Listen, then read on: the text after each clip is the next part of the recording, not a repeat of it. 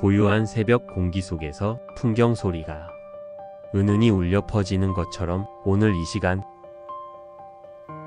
부처님의 말씀을 함께 새겨보시길 바랍니다.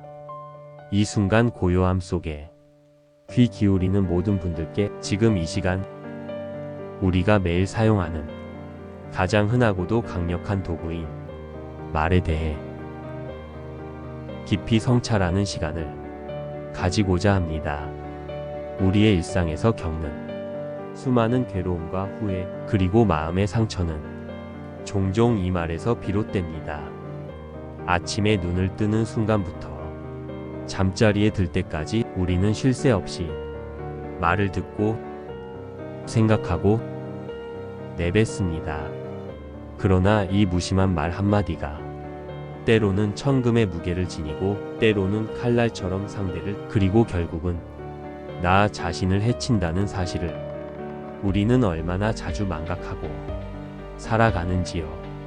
부처님께서는 분명히 말씀하셨습니다.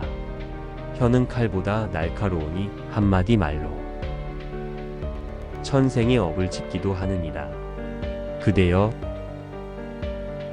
우리가 무심코 내뱉은 말 한마디가 상대를 마음 깊이 찌르고 또 나 스스로에게 무거운 업으로 돌아옴을 아십니까? 불교에서 업이란 단순한 행위를 넘어 의도를 바탕으로 몸과 말 그리고 뜻으로 짓는 모든 에너지의 흔적입니다. 그 중에서도 구업, 즉 말로 짓는 업은 그 파장이 매우 크고 빠릅니다. 말은 눈에 보이지 않는 공기처럼 가볍습니다. 하지만 그 울림은 돌에 새긴 글씨처럼 오래도록 남습니다. 좋은 말은 향기로운 꽃이 되어 복을 피우지만 거친 말은 날카로운 가시가 되어 깊은 상처를 남깁니다. 한번 내뱉은 말은 활 시위를 떠난 화살과 같아서 다시 주워 담을 수 없습니다.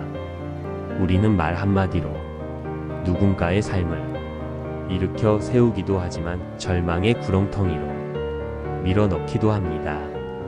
이처럼 말은 강력한 힘을 지니고 있으며 그 힘은 반드시 인과응보의 이치에 따라 말한 이에게 되돌아옵니다. 이것이 바로 우리가 말을 함부로 해서는 안 되는 근본적인 이유입니다. 오늘날 우리는 말의 홍수 속에서 살아갑니다.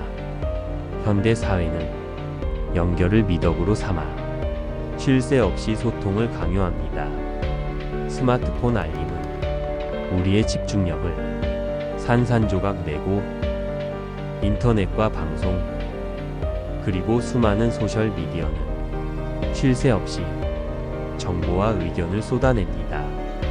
그 속에서 우리는 정작 자신의 내면의 소리를 듣지 못하고 외부의 말에 지쳐 있습니다. 불필요한 소식, 진실인지 아닌지 알 수 없는 소문, 쓸데없는 논쟁, 그리고 비난과 험담이 우리의 마음을 맑지 못하고 무겁게 만듭니다. 우리는 하루에도 수십, 수백 번 쏟아지는 타인의 말과 부정적인 정보로 인해 불안해하고 우울해하며 깊은 피로감을 느낍니다. 이러한 세태에 대해 부처님께서는 이미 오래전에 통찰하셨습니다. 말이 적은 이는 번뇌가 줄어들고 말이 많은 이는 반드시 허물을 남기느니라. 말이 많다는 것은 마음속의 번뇌의 움직임이 잦다는 강력한 증거입니다. 마음이 요동치니 말이 많아지고 말이 많아지니 다시금 더 많은 업을 짓게 되어 번뇌가 깊어지는 악순환에 빠지게 됩니다. 말을 줄이는 것은 이 번뇌의 고리를 끊는 첫걸음입니다. 업이란 몸과 마음 그리고 말로 짓는 모든 행위의 흔적입니다. 특히 말은 업을 가장 빨리 그리고 가장 쉽게 짓게 만듭니다. 순간의 화로 내뱉은 말, 경솔하게 던진 말은 상대의 마음에 깊은 상처가 되어 그 업의 그림자가 다시 내 삶으로 돌아와 고통을 줍니다. 이는 마치 돌을 던지면 그 돌이 다시 자신에게 돌아오는 것과 같습니다. 우리가 말을 줄인다는 것은 단순히 입을 다문다는 수동적인 의미가 아닙니다. 그것은 마음의 충동과 감정을 여과 없이 말로 쏟아내는 습관을 멈춘다는 능동적인 뜻입니다. 감정이 격해졌을 때 성급하게 판단하고 비난하고 싶은 마음이 일어날 때 잠시 침묵을 선택함으로써 우리는 업을 짓는 순간을 차단합니다. 대부분의 업은 나라는 아상에서 비롯됩니다.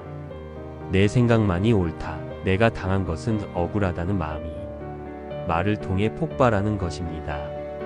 침묵은 이 아상을 잠시 멈추게 하는 강력한 도구입니다. 그러므로 부처님께서는 말씀하셨습니다. 침묵은 금이 아니라 지혜이니라. 스스로 절제하는 이는 이미 반쯤 수행한 이니라. 말을 절제하는 것은 이미 마음을 다스리는 가장 기본적인 수행을 시작한 것입니다. 침묵은 마음의 밭을 경작하는 것과 같습니다. 시끄러운 잡초를 제거하고 고요함이라는 비옥한 토양을 만드는 것입니다. 그대도 살면서 이런 아픈 경험이 있지 않습니까? 가족에게 무심코 던진 모진 말이 평생 돌이킬 수 없는 상처가 되어 마음을 깊은 후회로 채웠던 날, 친한 친구에게 홧김에 쏟아낸 비난의 말이 관계를 완전히 단절시키고 홀로 외로움과 슬픔에 빠졌던 기억, 회사나 조직에서 감정이 앞서 내뱉은 경솔한 말이 결국 내 자신의 발목을 잡아 불필요한 시련과 괴로움을 더했던 순간, 우리는 말로 인해 잠시 기쁨을 얻고 인정을 받기도 하지만 더 자주 말로 인해 깊은 슬픔과 후회, 그리고 마음의 지침을 얻습니다.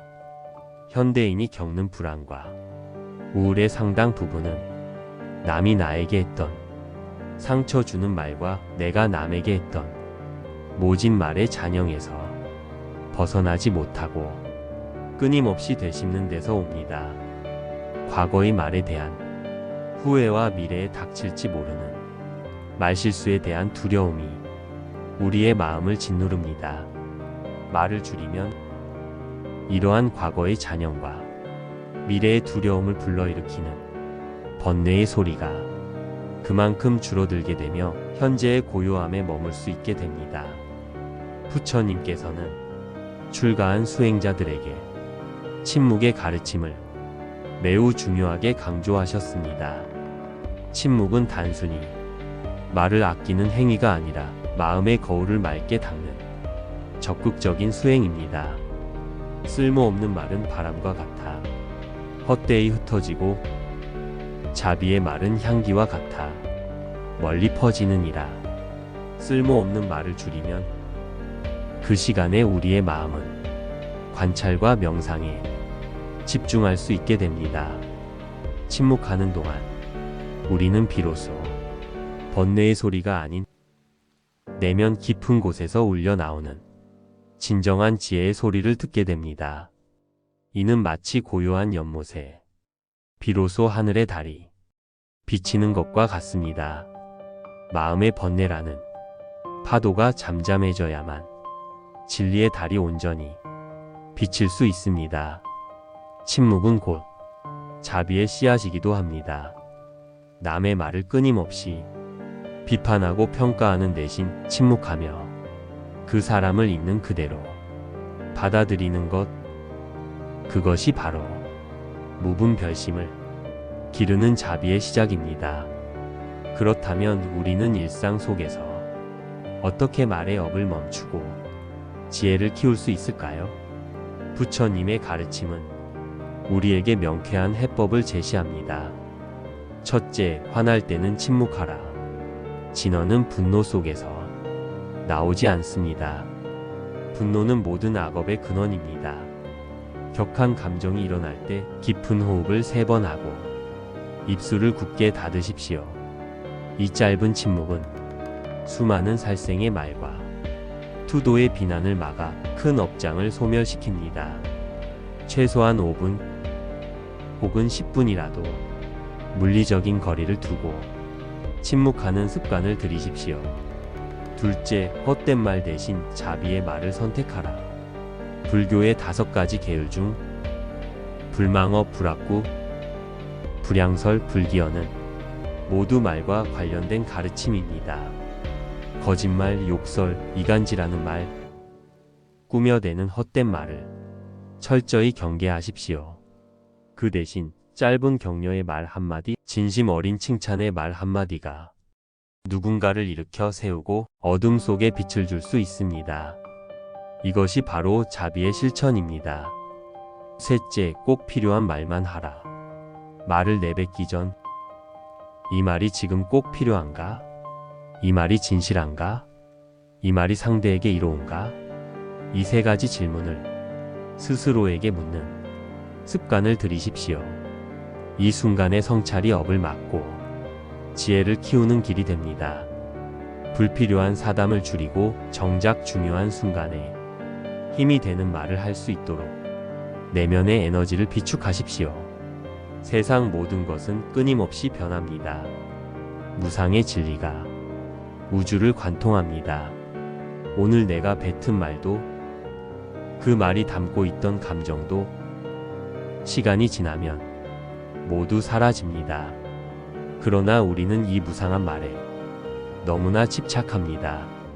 상대방의 비난하는 말을 수십 년 동안 잊지 못하고 괴로워하며 내가 했던 실언을 밤새 되뇌며 괴로워합니다. 그러므로 부처님께서는 깨달음을 얻은 이들에게 말씀하셨습니다. 무상을 알면 허튼 말을 줄이고 무상을 모르면 말로써 업을 더하느니라. 우리의 말과 감정 모두가 영원하지 않음을 깨닫는다면 굳이 집착하여 격렬한 말을 내뱉거나 남의 무상한 말에 일희일비할 필요가 없어집니다. 모든 것은 흘러가는 물결과 같음을 아는 지혜가 필요합니다. 불교의 가장 깊은 가르침 중 하나는 공의 사상입니다. 인연 따라 생기고 인연 따라 사라지는 말. 말 자체에는 고정된 실체가 없습니다. 말은 단지 소리의 울림이요, 잠시 나타났다가 사라지는 현상일 뿐입니다. 그 본질은 공입니다. 그러나 우리는 이 말을 실체로 붙잡습니다. 상대의 험담에 나를 공격하는 실제하는 칼날처럼 여겨 분노하고 내가 했던 말이 나의 존재를 규정하는 실체인 것처럼 여겨 자책합니다. 그대여, 말은 본래 공하니 흘러가게 두십시오. 상대의 험담을 귓가에 스치는 바람 소리처럼 흘려보내십시오. 내 마음속 분노와 후회의 말을 실체로 붙잡아 머물게 하지 마십시오. 모든 존재가 인연 따라 임시로 모인 것과 같이 말도 인연 따라 생겼다 사라지는 허망한 울림일 뿐입니다. 이 공의 진리를 깊이 깨달으면 우리는 말의 속박에서 벗어나 진정한 자유를 얻을 수 있습니다. 말을 줄이되 자비와 위로의 말만큼은 절대로 아껴서는 안 됩니다. 우리의 침묵 수행이 진정한 의미를 가지려면 그 고요함 속에서 지혜와 자비가 꽃 피워야 합니다. 누군가 삶의 무게에 짓눌려 지쳐 쓰러졌을 때 괜찮습니다. 당신은 소중한 존재입니다. 함께 하겠습니다.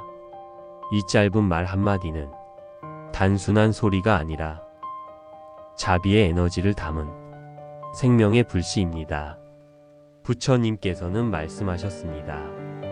부드러운 말은 천금의 보배이며 자비로운 말은 하늘의 공덕을 쌓느니라. 침묵 속에서 마음을 청정히 한 후에 나오는 말만이 진정한 힘을 가집니다. 지혜가 담긴 부드러운 말은 모든 이의 마음을 편안하게 하고 이 세상에 평화를 가져오는 가장 강력한 무기입니다. 오늘날의 세상은 너무 많은 말, 너무 많은 소음, 너무 많은 정보로 가득합니다. 우리는 이 끊임없는 말의 파도 속에서 길을 잃고 지쳐 있습니다. 그러나 그대의 삶이 평화롭고 고요해지기를 원한다면 지금 당장 말을 줄이십시오. 텔레비전과 인터넷의 불필요한 대화 대신 마음을 살피는 명상의 시간을 가지십시오. 남의 허물을 말하는 대신 자신의 부족함을 돌아보는 참회의 시간을 가지십시오. 말을 줄이는 것은 결국 나 자신을 보호하고 내면의 참된 힘을 기르는 최고의 수행입니다. 그때 비로소 말이 줄어 업이 사라지고 고요 속에서 참된 지혜가 자라납니다. 번뇌의 바람이 멈추고 나면 마음의 거울은 맑아져 세상의 진실을 그대로 비추게 됩니다. 이 고요함이야말로 현대인이 잃어버린 가장 큰 보물이며 모든 괴로움에서 벗어나는 열반의 입구입니다. 이 말씀을 듣는 모든 그대여, 이제부터는 구업을 삼가고 말을 줄이며 마음의 움직임을 살피는 수행을 꾸준히 이어가십시오. 험한 말은 입 밖으로 내지 않고 따뜻한 말만을 선택하며 침묵 속에서 지혜와 자비의 연꽃을 활짝 피우십시오. 그대의 삶 속에서 험한 말이 사라지고 따뜻하고 부드러운 말이 남아 가정에는 영원한 평화가 깃들고 세상에는 자비의 향기가 널리 퍼지기를 간절히 기원합니다. 부처님께 귀하옵고 오늘의 말씀을 인연 삼아 그대의 마음이 고요히 머물러 모든 번뇌로부터 벗어나기를 축원합니다. 나무아미타불 관세음보살